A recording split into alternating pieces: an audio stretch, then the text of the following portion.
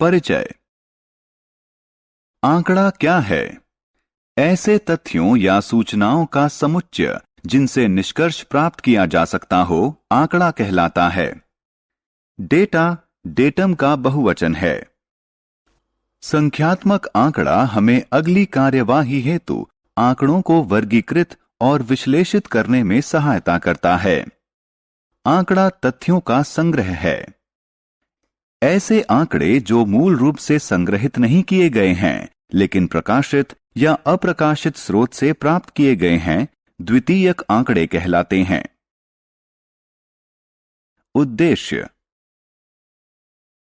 इस पाठ के अंत में आप निम्न करने में सक्षम हो जाएंगे: आंकड़ों और इसके प्रकारों की पहचान करना, वर्ग अंतरालों और इसके प्रकारों की पहचान करना, आयत चित्र को हल करना, वृत्त रेखा चित्र को हल करना, प्रायिकता को हल करना।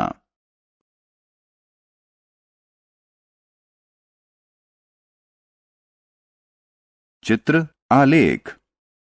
संख्यात्मक आंकड़ों को चित्रों या प्रतीकों का इस्तेमाल करते हुए निरूपित करना चित्र आलेखन कहलाता है।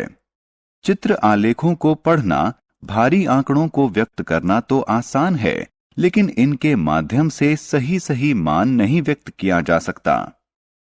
यह एक कॉलोनी के लोगों द्वारा चुने गए खेल का चित्रात्मक निरूपण है।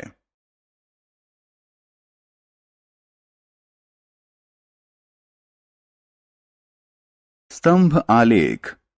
स्तंभ आलेख आंकड़ों के आलेखीय निरूपण का एक और स्वरूप है, जो स्तंभों की लंबाई के अनुसार आंकड़ों की मात्रा दर्शाता है। ये स्तंभ क्षैतिजिक या ऊर्ध्वाधर यानी अभिलंबवत हो सकते हैं।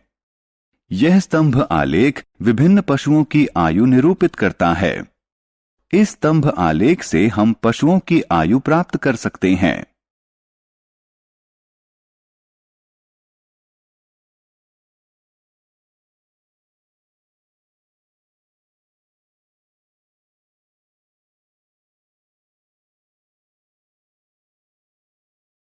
आंकड़ों की तुलना। हम एक स्तंभ आलेख में आंकड़ों के दो समुच्चय निरूपित कर सकते हैं। यह स्तंभ आलेख वर्ष 2006 के साथ साथ 2007 का भी औसत मासिक व्यय प्रदर्शित करता है। इस प्रकार का स्तंभ आलेख उभय स्तंभ आलेख कहलाता है। हम इस उभय स्तंभ आलेख का इस्तेमाल करके आंकड़ों के दो समुच्चयों की तुलना कर सकते हैं।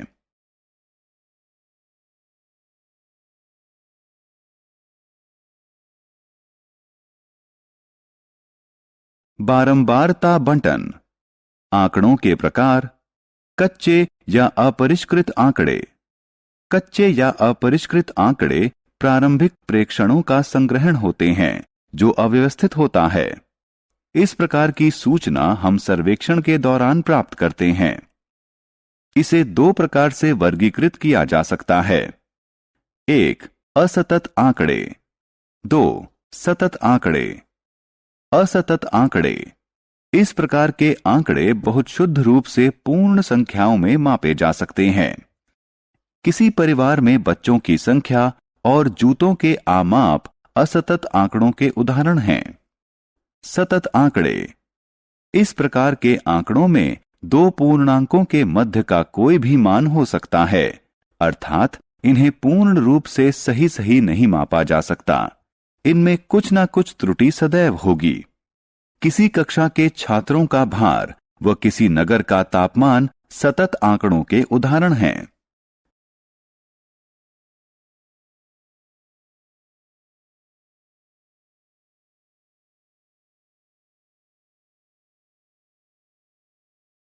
बारंबारता बंटन सारिणी। निम्न आंकड़ों को देखें। यह छात्रों द्वारा एक माह में अर्जित ग्रेड के विषय में बताता है। इस आंकड़े से हम छात्रों द्वारा अर्जित केवल एक माह की ग्रेड के विषय में जानकारी प्राप्त कर सकते हैं। आइए निम्नानुसार सारणी बनाएं। यह सारणी दिए गए आंकड़ों को स्पष्ट रूप से दर्शाती है। इस सारणी से हम प्रत्येक ग्रेड में छात्रों की संख्या के बारे में जानकारी प्राप्त कर सकते हैं। यह सारणी बारंबारता बटन सारणी के रूप में जानी जाती है। दिए गए आंकड़ों में कोई विशिष्ट प्रेक्षण जितनी बार पाया जाता है उसे उसकी बारंबारता कहा जाता है। बारंबारता बटन प्रदर्शित करता है कि कोई विशिष्ट वस्तु उस समूह में कितनी बार पाई गई है।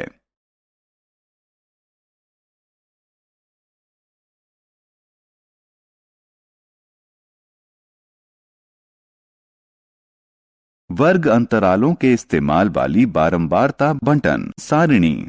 उदाहरण, एक कक्षा के 30 छात्रों द्वारा गणित के प्राप्तांक निम्न में दिए गए हैं। आंकड़ों को वर्ग अंतराल में समूहित करने से पहले निम्न बिंदुओं पर गौर करना आवश्यक है। 1. जब आप आंकड़ों को वर्ग अंतरालों में समूहित करें तो बटन की परास यानी रेंज सर्वाधिक महत्वपूर्ण है।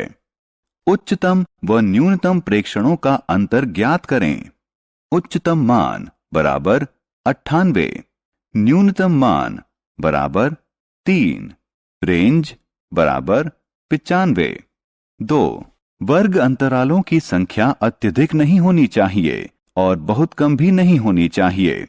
वर्ग अंतरालों की संख्या 5 से 20 हो सकती है। 3. आपको उपरोक्त दो कारकों के आधार पर वर्ग अंतरालों की विशालता का चयन करना होगा।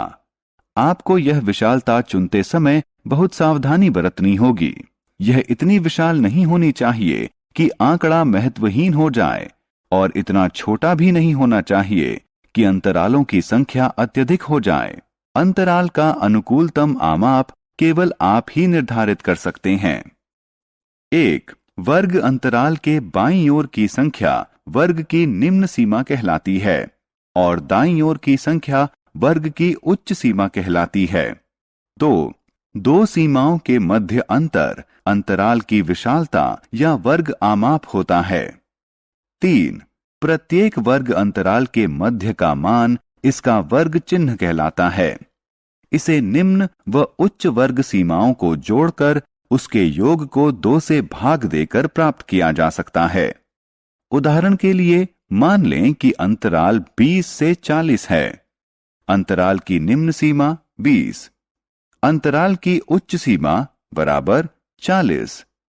वर्ग चिन्ह बराबर 20 जमा 40 भाग 2 बराबर 60 भाग 2 बराबर 30। सारणी में देखकर हमें निम्न सूचना प्राप्त हो सकती है। 1. 50 से कम प्राप्तांक वाले छात्रों की संख्या। 2. उत्तीर्ण छात्रों की संख्या। 3. 80 से अधिक प्राप्तांक वाले छात्रों की संख्या। 4. हमें कक्षा के प्रदर्शन के विषय में जानकारी प्राप्त हो सकती है। आंकड़ों को वर्ग अंतरालों में वर्गीकृत करने की विधि आंकड़ों का समूहन कहलाती है। वर्ग अंतरालों के दो विभिन्न प्रकार। वर्ग अंतरालों के विभिन्न दो प्रकार होते हैं। 1. समावेशी वर्ग अंतराल। 2. अपवर्जी वर्ग अंतराल। 0 से 19, 20 से 39, 40 से 59 और इसी तरह के अन्य वर्ग अंतराल अपवर्जी वर्ग अंतराल कहलाते हैं, क्योंकि पिछले वर्ग की उच्च सीमा और अगले वर्ग की निम्न सीमा भिन्न भिन्न है।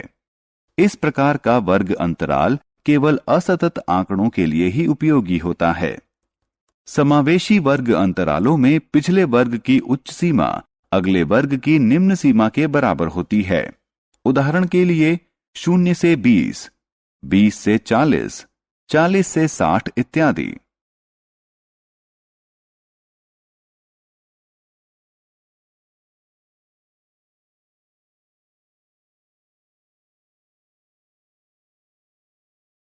आयत चित्र।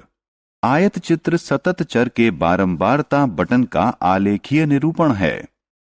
आयत इस प्रकार निर्मित किए जाते हैं कि उनके आधार रेखीय पैमाने पर विभिन्न अंतरालों को निरूपित कर रहे हों और उनकी ऊंचाइयां प्रत्येक अंतराल में मानों की बारंबारता के समानुपाती हों।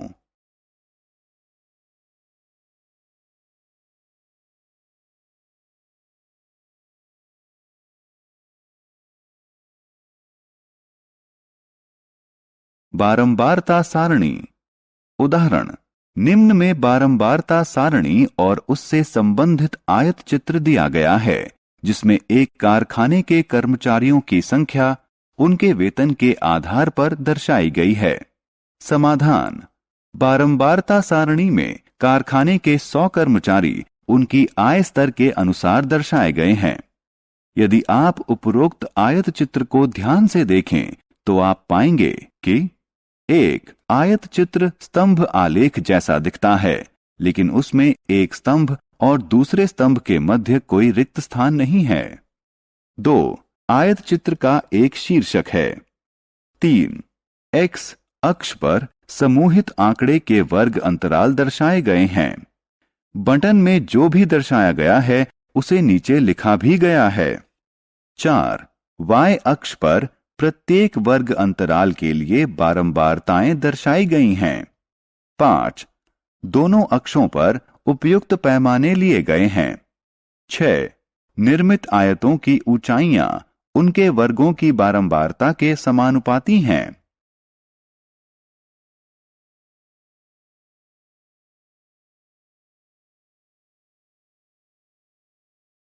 वृत्त आलेख। 2 भागों में बटे हुए वृत्त आलेख के दोनों भाग संबंधित सूचना के कुछ अंश का आमाप प्रदर्शित कर रहे हैं। वृत्त आलेखों का उपयोग उन अंशों के आमाप को प्रदर्शित करने के लिए किया जाता है जो समष्टि का निर्माण करते हैं। वृत्त आलेखों को पाई आलेख के रूप में भी जाना जाता है।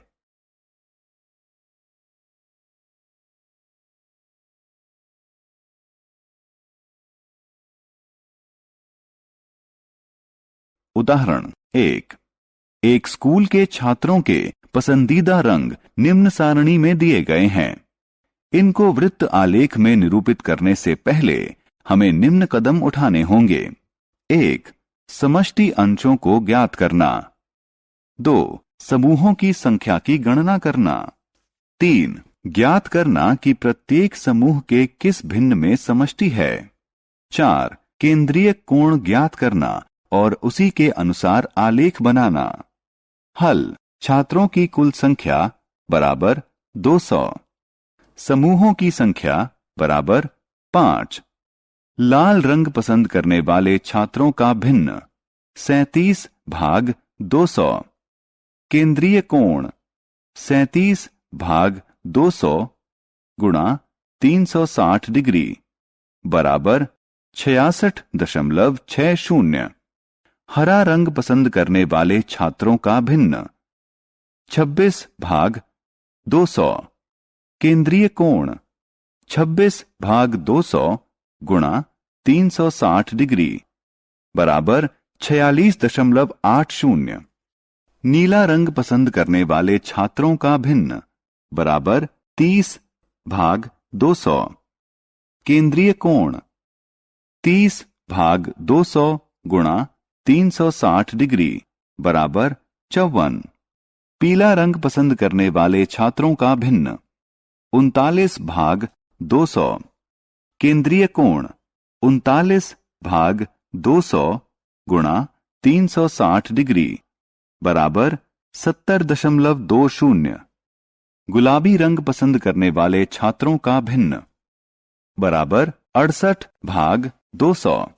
केंद्रीय कोण बराबर 68 भाग 200 गुणा 360 डिग्री बराबर 122.40। सारांश। आइए जो कुछ हमने सीखा है उसे संक्षेप में दोहराएं। वे संग्रहित प्रेक्षण जो व्यवस्थित न किए गए हों कच्चे आंकड़े कहलाते हैं। किसी आंकड़े में उच्चतम प्रेक्षण और न्यूनतम प्रेक्षण के मध्य अंतर को आंकड़ों की रेंज कहा जाता है। दिए गए आंकड़ों में कोई प्रेक्षण जितनी बार आता है वह उसकी बारंबारता कहलाता है। बारंबारता बटन वह सारणी है जो दर्शाती है कि कोई वस्तु उस समूह में कितनी बार आई है।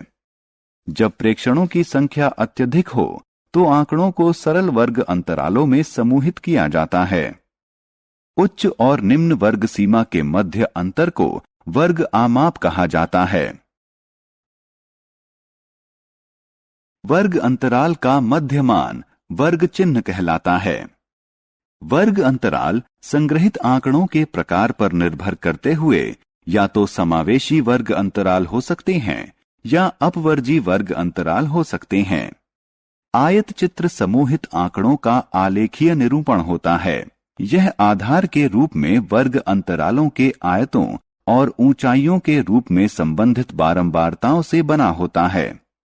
कोई प्रयोग वह स्थिति है जिसमें निष्कर्ष निकलने की संभावना हो। निष्कर्ष वह परिणाम है जो किसी प्रयोग के एक ही प्रयास में प्राप्त हो। कोई अनुवृत्त किसी प्रयोग का एक या अधिक निष्कर्ष हैं।